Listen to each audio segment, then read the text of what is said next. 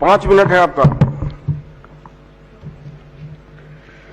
सभापति महोदय, आपने मुझे एक महत्वपूर्ण विषय पर बोलने का अवसर दिया है, इसके लिए मैं आपके प्रति आभार अभिव्यक्त करता हूं। मैं कटौती प्रस्ताव के समर्थन में बोलने के लिए खड़ा हुआ हूं और जिस विभाग के विषय में बोलने के लिए खड़ा हुआ हूं वो शिक्षा विभाग है, जिसको मानव संसाधन विभाग भी कहा जाता है।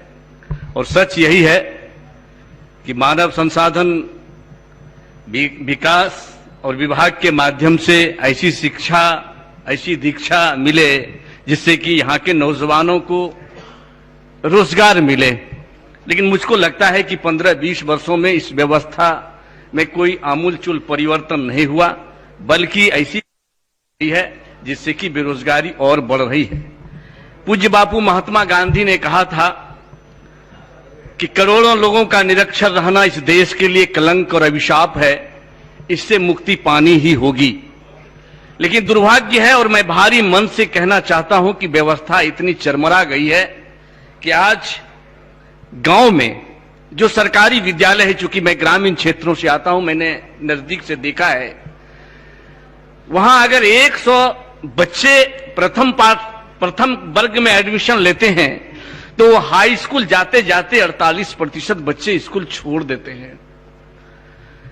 थपथपा रहे थे पीठ अपनी, सत्ता पक्ष के कुछ माननीय सदस्य कह रहे थे कि हमने वहां साइकिल की व्यवस्था की है, पोशाक की व्यवस्था की है। मैं उसका विरोधी नहीं हूं, मैं कहता हूं कि और 2-3 साइकिल दी जाए, पोशाक की भी और बढ़ोतरी कर दी जाए। कुछ लोग कह रहे थे कि भोजन की व्यवस्था हुई है, अब नाश्ते की व्यवस्था होगी। मैं इसका विरोधी नहीं हूं, मैं कहता हूं कि नाश्ते के साथ दाल में 1 चम्मच घी भी दिया जाए। लेकिन मकसद क्या है इसका? इसका मकसद, इसका उद्देश्य तो यह था कि जब बच्चे को खुराक मिलेगी, उन गरीब बच्चों के मां बाप के पास वो औकात नहीं है कि वो बच्चे को लंच पैकेट दे सके, तो वो स्कूल जाएगा, वहां भोजन करेगा, नाश्ता करेगा, उसको समुचित शिक्षा मिलेगी और जिसके चलते उसका भविष्य उज्जवल होगा। आज सरकारी स्कूल में किसके बच्चे पढ़ते हैं? जो निरीह हैं, जो निसहाय हैं, जो गरीब हैं, जो मजदूर हैं, जो रिक्शा चालक हैं, जो ठेला चालक हैं, जो किराना की दुकान चलाते हैं, जो खेतों में कुदाल चलाते हैं, उसके बच्चे पढ़ते हैं। आह लगती है, हीन भावना पैदा होती है जब सरकारी स्कूल के बगल में प्राइवेट स्कूल है। मुझे दुख होता है कि आज 35 से 40 हजार प्राइवेट स्कूल खुल गए और वैसे जगह खुल गए जहां सरकारी विद्यालय।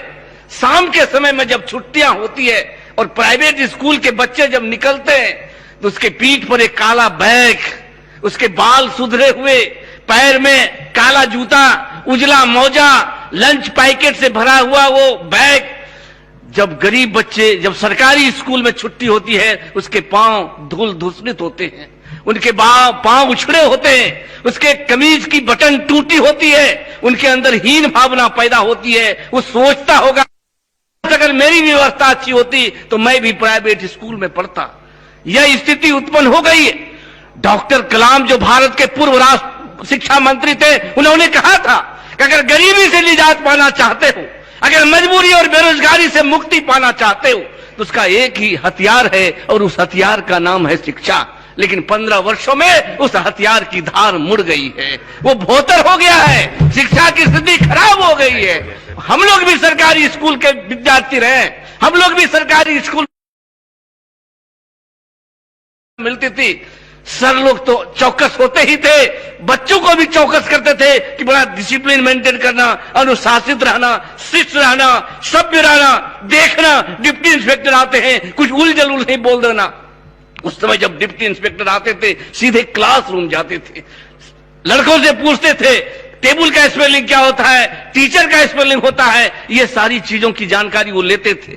लेकिन दुर्भाग्य है सभापति महोदय कि आज जब डिप्टी इंस्पेक्टर आते हैं तो क्लासरूम नहीं जाते, वो वर्ग नहीं देखने जाते, बल्कि वो ऑफिस जाते हैं और उस ऑफिस में पठन पाठन की कोई बात नहीं होती, उपस्थिति की कोई बात नहीं होती, छात्रों की स्थिति की बात नहीं होती। सिर्फ और सिर्फ ये बात होती है कि आप बताओ इस महीने में कितना तेल खर्च हुआ, कितना मसाला खर्च हुआ, कितना दाल खर्च हुआ, इन तमाम बातों से उनको अवगत कराना पड़ता है। और दुर्भाग्य तो तब होता है जब वो छात्रों के बीच में जाते हैं तो पठन की बात नहीं करते कि आज की पढ़ाई क्या हुई है, बल्कि ये पूछते हैं कि बताओ आज खिचड़ी में चोखा मिला था कि नहीं। ये पूछते हैं। जब शिक्षालय ही भोजन तो महात्मा गांधी के सपनों का क्या होगा, क्या होगा उसका भविष्य? आप जरा गौर करिए। और यही कारण है कि 1,50,00,000 नौजवान, जो 15 से 35 वर्ष का नौजवान है, वो अपने बूढ़े बाप को छोड़कर,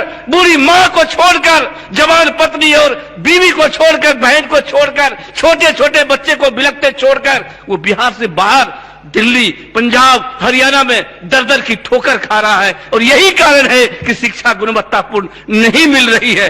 सही कहा कुछ लोगों ने, मैं उनकी बातों को दोहराना नहीं चाहता हूं। हमारे क्षेत्र में एक जेठौर उच्च विद्यालय है जिसके विषय में मैंने पूर्व में भी शिक्षा मंत्री को इन बातों से अवगत कराया था। उन्होंने आश्वासन दिया था कि अगले वित्तीय वर्ष में इसके विकास में योगदान होगा, लेकिन दुख के साथ कहना पड़ता है कि आज तक कोई पहल नहीं हुआ। इसलिए मैं शिक्षा मंत्री से भी आग्रह करना चाहूंगा कि थोड़ा आप गंभीरता से इसको देखिए। जब बच्चे पढ़ेंगे नहीं तो उसकी भूखमरी दूर नहीं होगी, उसकी बेरोजगारी दूर नहीं होगी। माननीय सदस्य, इसलिए मैं सिर्फ और सिर्फ यही कहना चाहता हूं कि गजब की बांसुरी बजती है वृंदावन बसैया की, गजब की बांसुरी बजती है वृंदावन बसैया की, करूं तारीफ मुरली की या मुरलीधर कन्हैया की। सरकार अभी व्यवस्था यही है, किसकी तारीफ किया जाए। आपने मुझको समय दिया है, बहुत बहुत धन्यवाद।